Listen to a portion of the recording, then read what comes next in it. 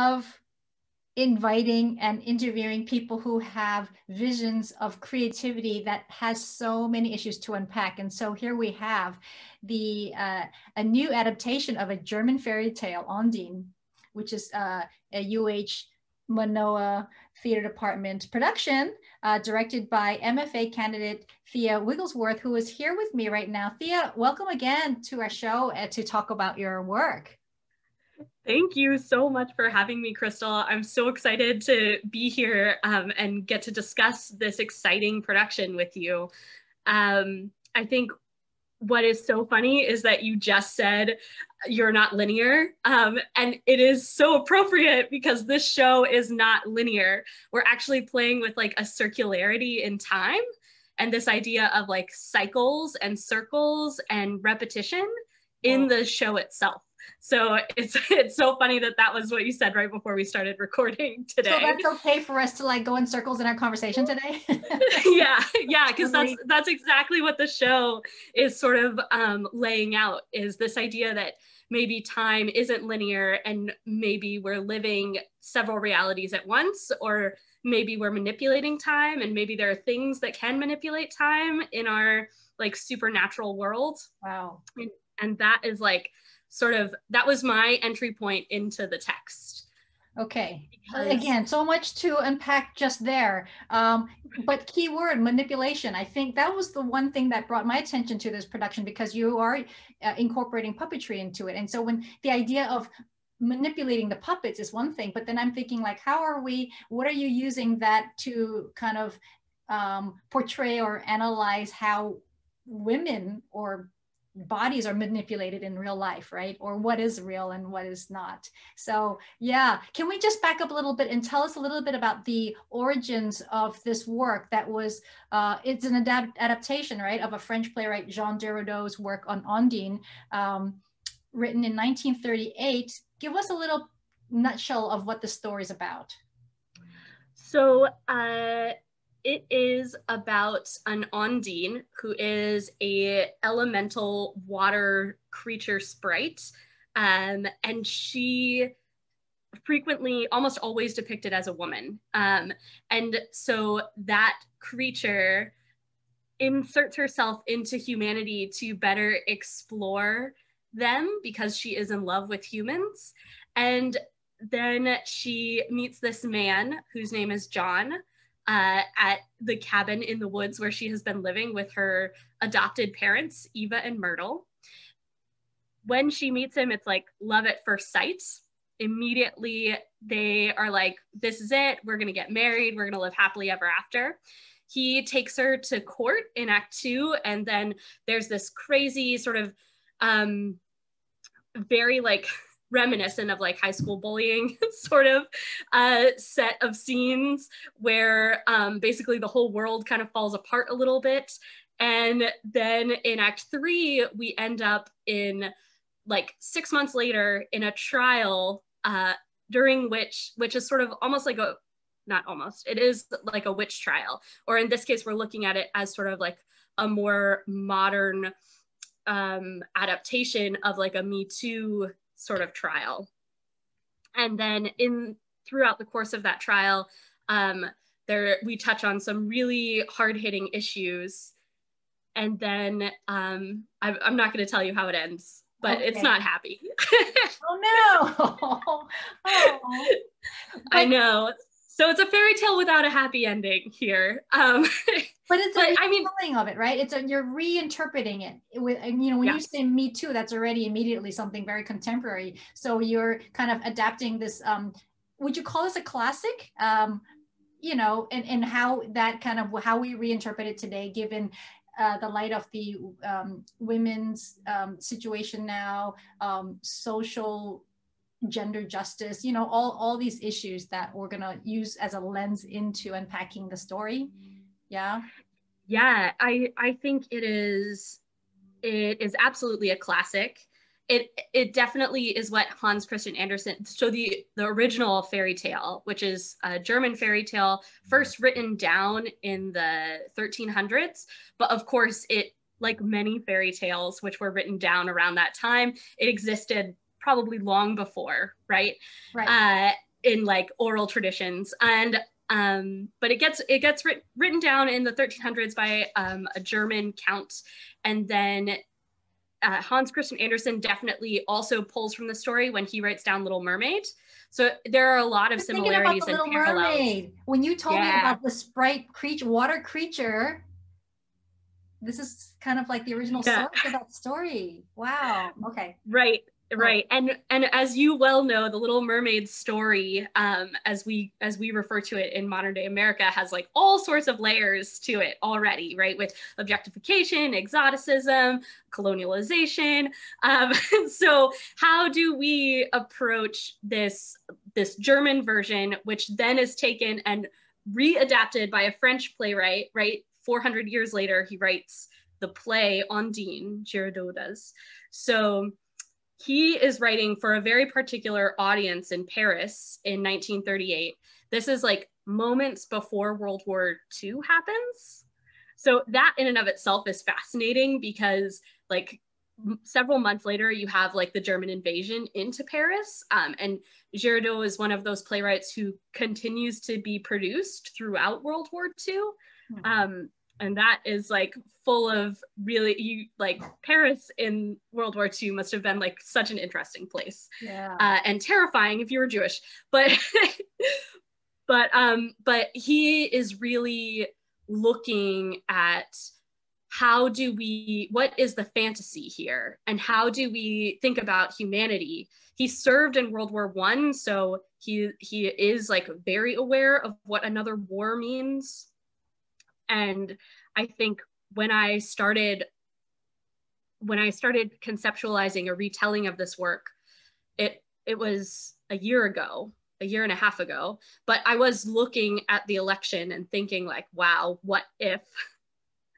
And you know, that's terrifying because like we really did have like an insurrection just a month and a half ago, you know? So it's I feel like in some ways the story is like very timely, and there are so many parallels in our modern society to what was happening in Paris in the 30s. And I'm glad you brought up the insurrection, because I had just done an interview with Professor Marcus Wessendorf, chair of the theater department, and his take on the performance of the Capitol, right? If you look at it as a stage and how these actors came on and what the performance was, and who, you know, whose stage it was, and where we're looking at it from, is really fascinating. So you're really kind of taking your take on something historically complex, and then adding on to that the layers of perhaps like some feminist issues, if I may, that I feel like you're kind of grappling with in your exploration of the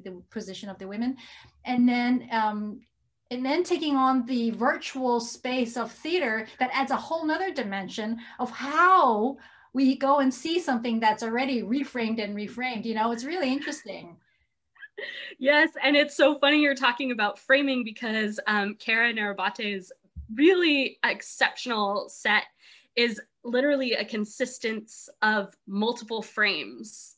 Huh. So each actor in their own home has a series of frames or portals which they set up in their space, and use that as the stage that you will see through. So you're like literally watching this. You'll literally watch the story through a series of frames. We can choose which frame we want, or I don't really understand. It sounds really no. So like essentially, each actor has 3 frames which are layered 1, 2, 3, going further back into their space. So literally every single box is framed, and then there's a frame within that frame and a frame within that frame. Whoa! It's just like yeah.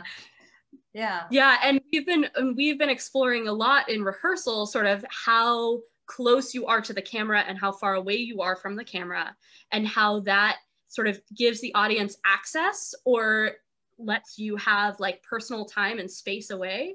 Also because we're dealing with puppets, and we have a lot of shadow play as well, which is like it's like a screen within a screen, right? So I think in some ways we're really trying to, I don't know if if it's so much that we're trying to illuminate, but we are just trying to definitely like create a complex environment which mirrors the complexity of the story itself. And that is a very big challenge, to kind of tweak your way, your conception of, you know, of creative visuals by, you know, you have to turn this three-dimensional space of different types of spaces into this very flat space, and then creating dimension within that flat space, right? And you're working with just a very limited frame, but then you're kind of breaking down those barriers of what framing is. And so it's like, wow, there's a lot of stuff going on. Wow. But I think, yeah, go ahead. You mentioned like the feminist lens, and I think in order to attack a story that is so male gaze forward, you know, Ondine is always a tale written by men. It is always, she is always a woman depicted by men, almost always. There are a couple of really interesting exceptions, which I used as like additional framework when I started translating. So Ingeborg Bachmann's work, Ondine Goes, which is a very short novella piece about sort of how we look at Ondine as women and how we can like take back her story a little bit. And so that was sort of my impetus in doing this show, was to how do we make this complex? How do we give a real three-dimensionality to every single female figure in it? How do we make sure that every single female figure in this story is working together to tell this tale, even if it doesn't end well, you know? Right. Because so frequently it is really hard to be a woman and to be friends with women. And how do we navigate those barriers and boundaries inside of our own selves? So how do you do that? How do you treat that? I mean, I know there's no simple answer to that, but. We spend a lot of time talking. Early on, we did a 4-day workshop process where we explored what it is to be a human, what a soul means. We have a lot of conversations in rehearsal about souls and what are souls, and what does it mean to be a creature that maybe doesn't necessarily have like a soul inside, but rather shares a soul with nature. And like, what does it mean to have a shared soul versus a singular soul? Wow. So yeah, we got really, really deep. And I think what is cool is that you can feel their connection to each other, even though lots of them have never even like seen each other face to face, except like a year ago, right? We really have a community that we have built and created, which is why the story itself, to watch it, is so compelling. Yeah. And it's really interesting because, you know, here we are on one side talking about framing, but then right now where you're implying the breaking down of that frame, right? You're kind of like breaking down and looking deeper into a different way of perceiving something, like something that's just not so tangent. You know, when you talk about the soul, I mean, that's just, it's so abstract in a way that how do you even articulate that? And how do you work with something that's just so abstract and deep, right? Right. And the actress playing John, Sherry is wonderful. Sherry's created this female sort of to play a male character. Yes. And that was on purpose? Yes, it was. Because John is the love interest, of course. And I think we should be aware of the fact that gender doesn't necessarily work only in the ways that that like the white patriarchal society wants us to believe that it works. It is so fluid. So we are really exploring that fluidity inside these puppets, who of course themselves have gender and present in assorted ways. So we do have puppets that are presenting male, but are definitely female. We also have John, who definitely presents male, but is played by Sherry. and we have females playing females and men playing men, and it's really sort of all over the map in the way that we're navigating that. And I think my thought in that casting process was, one, I want the strongest actors. I want actors and movers, because we also have a bunch of really talented dancers in this cast, actually. Wow, you got dance in it. How cool. Okay. Yeah. So it's definitely a collaborative project between theater and dance. But they are actors for sure. For sure, Greta, Caitlin, and Dulcie are all acting, absolutely.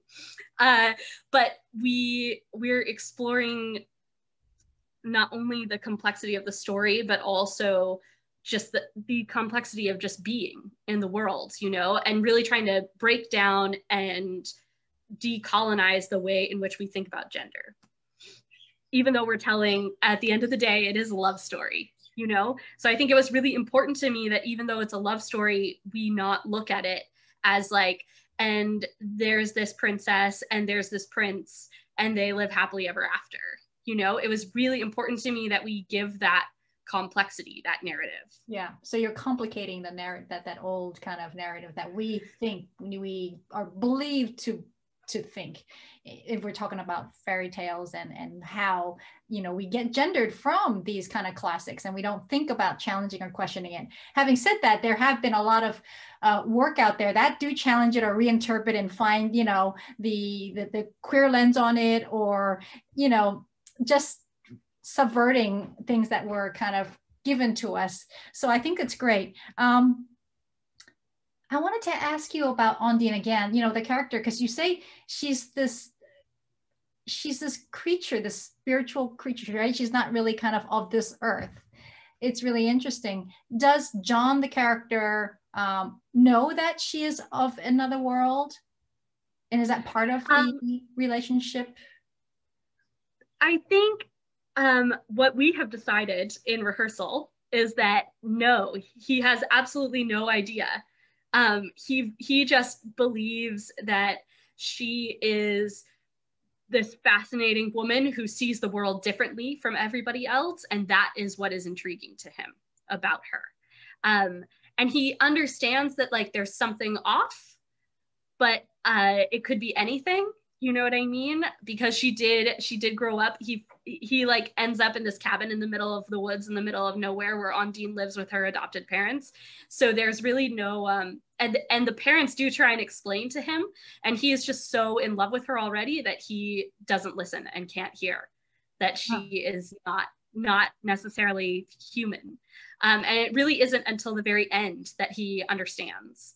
And then their souls have a really heartfelt and amazing meeting, which is filled with enlightenment and sorrow. And you can like, and then at the end, you can feel the cycle starting again. Yeah, because it doesn't end well, but they get another try at it, you know? It makes me feel like a lot of work out there that kind of examines or explores obscure characters, like in terms of like sexuality, for example. You know, I've been watching Euphoria and I'm thinking like the role of a trans person, like not making that an issue, but having it in there embedded subtly. Like there are so many ways to interpret what it means to be kind of in this liminal space, right? Our theater world, and how we approach that without a hard binary perspective. Yeah, and it has, I'm not gonna lie, it has been very challenging because we as humans always want to approach things through our own humanness, right? So Emily Wright, who plays Ondine, is an amazingly talented actress, but also she is really working exceptionally hard to sort of transcend her own humanness and find the journey of the supernatural. And because she is not the only, she is playing Ondine, but also there are a myriad of other Ondines. Exactly. who are also, so really the whole cast had to go on this journey of letting go their humanity and finding a collective, finding a hive mind. We talked a lot about sea creatures and fish and in this process, and so how do we transcend our humanity? How do we make a leap that isn't the way a human brain will function? How do you make that leap and find that connection emotionally? Because if you are of a hive mind, then when one character feels something, you feel that too, immediately, regardless of what you're thinking, right? You have to let go of that like individual thought. And we've really been working on that in rehearsal. What is the line between your own individuality and the collective mind, collective consciousness of the Ondine? And I think this is a really interesting aspect to keep exploring without going too far detailed or detouring, but like to have this kind of concept of the world is obviously based on what we know and what we choose to, you know, absorb, right? And I'm just thinking, you know, because my son has been diving and he shows me these clips of these beautiful moments underwater and, you know, seeing like dolphins or distant whales, not too far in the distance. And what that does to his perception of his being by just allowing himself to be in that world. And, you know, so I feel like that's, I don't know, tell me if I'm being too far-fetched, but there is something about our ability and power to transcend if we allow ourselves to, right? Right. Yeah. Absolutely. There is something, and it is magnetic, and I think it's what makes the ending of this play so strong, because we are working our way through all the humanity and all of the difficulty that is your humanness to that natural world, and getting in touch with that natural world being the ultimate goal. Yeah. One more question about the water world. In your process, what was your favorite like sea creature that spoke to you? I did a lot of research into octopus when I first started because they are so intelligent. Did you see the film The Octopus Teacher? My Octopus Teacher? Yeah. Yeah. Okay. Yeah. And I watched, I mean, I'm talking about hours of documentary on octopus, like hours, giant octopus, the little octopus that live on like Mount Etna, like, or not on Mount Etna, but like off the coast of Sicily, there's a live volcano, right? And so like there's these octopus that can feel through the earth when the volcano is going to erupt, and they all move, and they like their movement warns all the rest of the sea life around them that like the volcano is going to erupt. And so they like all, octopus are amazing creatures, right? They have multiple brains, multiple hearts, so strong. So I did a lot of work into that. I also was very fascinated by Hydra, which are little tiny microscopic, right? But they live forever because they have cells that naturally regenerate. So they're like constantly shedding cells and constantly regrowing cells, which means that unless they're killed or starved to death, they will continue living their whole life. And that is also fascinating. Yeah. And so going back to, you know, how we can kind of develop new ways of learning and knowing is through, you know, like you researching octopus and Hydra. And I think going back to the octopus is also, you know, that multisensorial way of being, to be an octopus, to kind of try to embody what it means to absorb in so many different ways instead of our kind of simple-minded human forms. It really opens up a really, really interesting ways of taking in things. And so let's go back into unpacking the way you're approaching the story. I wanted to go into the puppetry, because you say that that's a big part of it. You mentioned, I think you said that there's a way we actually see them being manipulated at the same time. And I'm curious about your process and that, and why you think that's important to see as opposed to just focusing on what is being manipulated. I think, well, it comes down to the exploration of the digital space, because when we watch a puppet show in a theater, right, we see the actor and we see the puppet, and that, depending on where you're looking at any point, you can see the actor or you can look at the puppet, but it can be very overwhelming. And also frequently what happens in the magic of puppetry is that you only see the puppet. You know, the actor sort of falls away.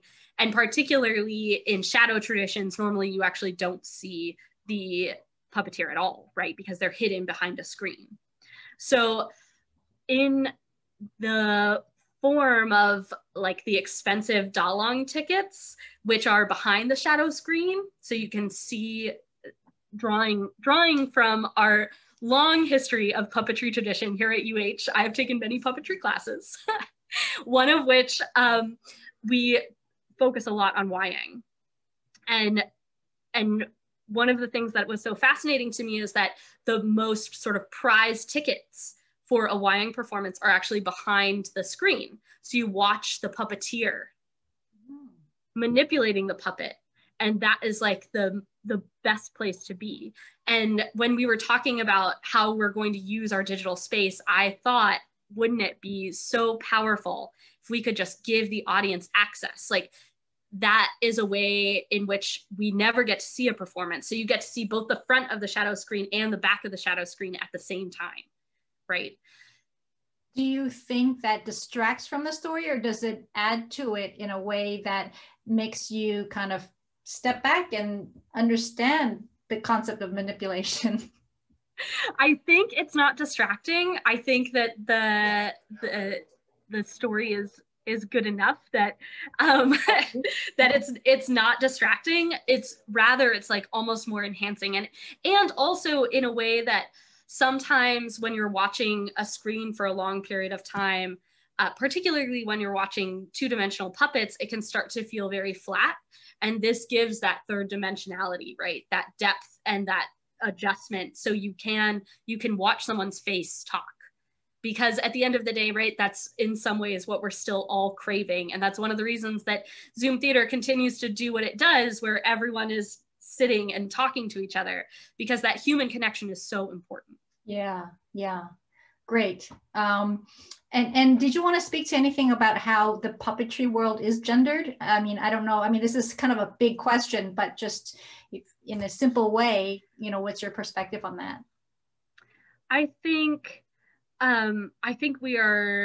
there are amazing children's programs, right? Like Sesame Street, which are playing with gender and looking at different ways in which they can introduce ideas of gender into young minds.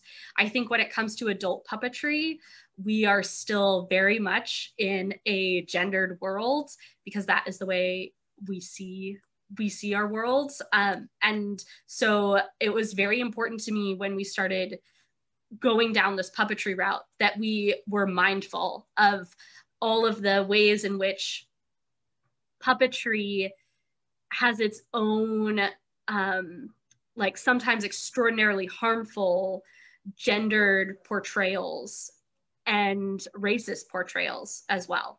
And so I really wanted to make sure, as we built a whole new set of puppets, that we were being mindful. And Bella Dixon, who designed all the puppets, did an amazing job trying to find body diversity in puppetry, trying to find gender diversity in puppetry. And I think what we've come out with is something that is certainly more complex than the average puppet show. So you created all these new puppets just for this production? What are they made of? So the architecture department collaborated with us in laser cutting all the shadow puppets. They're basically made out of like a foam core board.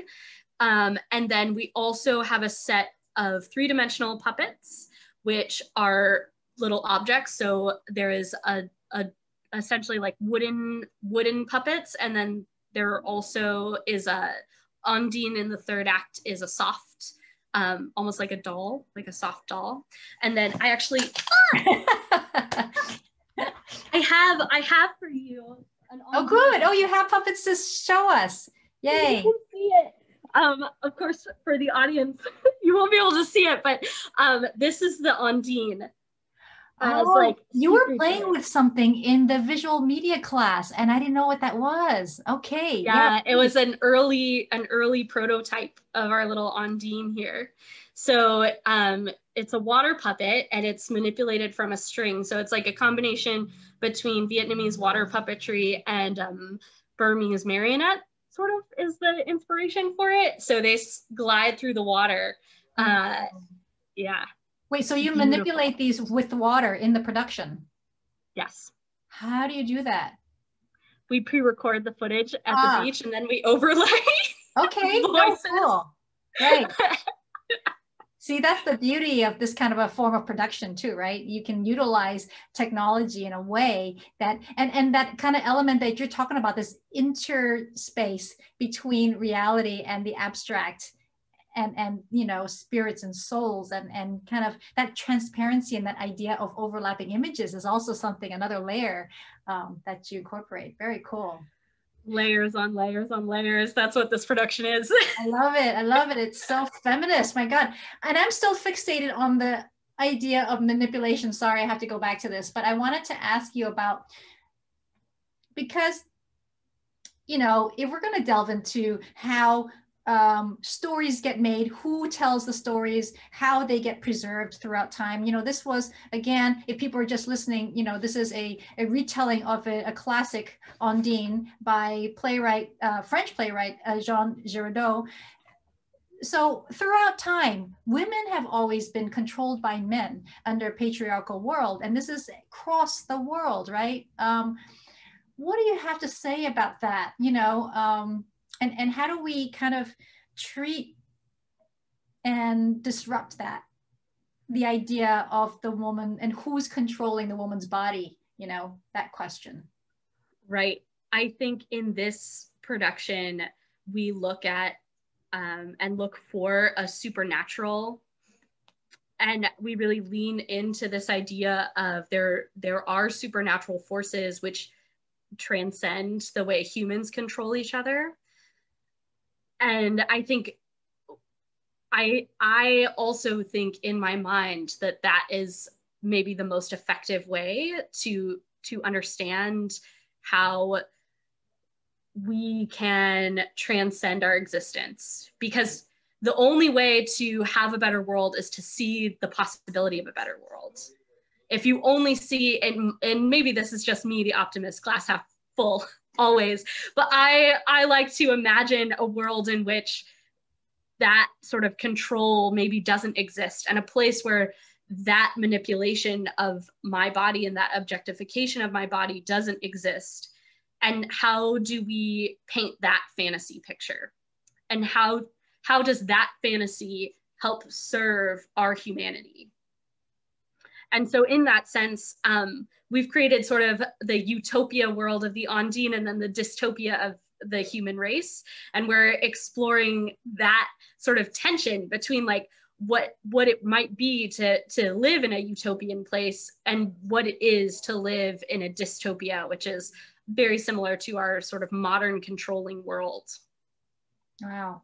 No, that's fascinating. Yeah. That makes it's just so intriguing to have a puppetry interpretation of a classic on this idea of this fairy tale. I think we need to remind everyone how to go and watch this.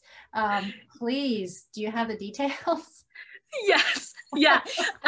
Shows are February 26, 27, and 28. On the 26th and 27th, they're at 7:30 and at 2 o'clock on the 28th. Go to Live on Stage at UHM, UH Department of Theater and Dance website, and you can purchase a ticket. It is through, you'll get redirected to a site that's Showtix for you for information. You can also call the box office at UH at Kennedy Theater, and they can assist you by helping you place a phone order as well if you would rather purchase tickets over the phone. But for sure, get a ticket and come and see it. It is going to be a once in a lifetime digital experience that will happen 3 times. I'll give you one more. Can you also just quickly tell us because you know, obviously it's a very collaborative process, and we mentioned puppeteering, but there's so many elements in this. So maybe it's your chance to kind of call out the creative team members in this production. Yes, absolutely. Sets are designed, hold on one second. Let me get everyone's name up so I pronounce them all correctly. There's so many of them. Yeah. It just goes to show how much goes behind production that we really don't often see. Yes, absolutely. Okay, here we go. Puppets and costuming is designed by Isabella Dixon. The lighting design is by Claire Trevisio. The scenic design and properties work is all done by Kara Nabarate. And we have original music and composition by Dalen Woost from the music department. And then in the production, you will get to see Greta Pierce, Caitlin Wyatt, Olivia Coughlin, Sherry Pateray, Emily Wright, Brittany Marcelli, Jake C. Wolf, Stephen Lau, and Dulcie Sabin. And they are incredible. And last but not least is the director of this piece, MFA candidate Thea Wigglesworth. Thea, I'm so excited. And thank you for sharing this multi-layered production and the creativity that goes beyond the boundaries of framing. Gosh. Thank you. Frames within frames within frames. Frames within frames within frames. Continue. So February 26th to the 28th, please don't miss that chance. Thank you so much.